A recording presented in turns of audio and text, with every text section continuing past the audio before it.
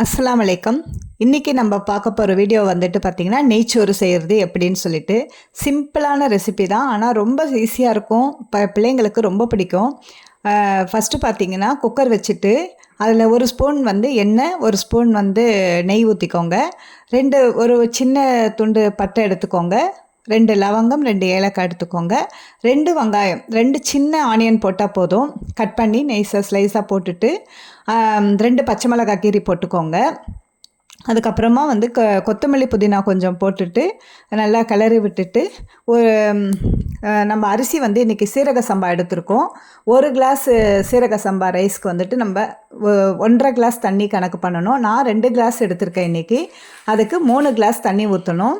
நல்லா ஒரு கொதி வந்த உடனே அரிசியை வந்து நம்ம சீரக சம்பா ரைஸை வந்து ஆட் பண்ணிவிட்டு, இதுதான் சீரக சம்பா ரைஸ். இந்த ரைஸ் போட்டால் மட்டும்தான் வந்து நமக்கு பிரியாணி ஆகட்டும், நெய்ச்சோறு ஆகட்டும் ரொம்ப டேஸ்ட் இருக்கும். பாஸ்மதி ரைஸ் பார்த்திங்கன்னா நமக்கு வந்து நல்ல லென்த்து கிடைக்குமே தவிர அந்த டேஸ்ட் வந்து நமக்கு அவ்வளோ இருக்காது. ஆனால் சீரக சம்பாவில் செய்யும்போது அதோட மனமே பயங்கரமாக இருக்கும். நம்ம குக்கரில் செஞ்சாலும் சரி, பாத்திரத்தில் பண்ணாலும் சரி, அவ்வளோ டேஸ்ட்டாக இருக்குங்க. ஒரு முறை ட்ரை பண்ணுங்கள். இந்த சிம்பிளாக தான் இருக்கும். உங்களுக்கு நெய்ச்சோறுனா என்னமோ அதிகமாகலாம் வந்து நமக்கு டைம் கிடையாது. ரொம்ப சீக்கிரம் முடிச்சிடலாம். ஸ்கூல் கூட பிள்ளைங்களுக்கு ஈஸியாக கட்டி அமைச்சிடலாம். இன்றைக்கி நெய்ச்சோறுக்கு வந்து சைட் டிஷ்ஷாக நான் வந்துட்டு ப்ரான் கிரேவி, சிக்கன் கிரேவி, பாருங்கள் இதை ஓப்பன் பண்ணுறேன். என்ன வாசனை வருது பாருங்களேன், சூப்பராக இருக்குது பார்க்குறதுக்கே. அதோட இன்றைக்கி ஸ்வீட்டுக்கு வந்து கேசரி பண்ணியிருக்கோம்.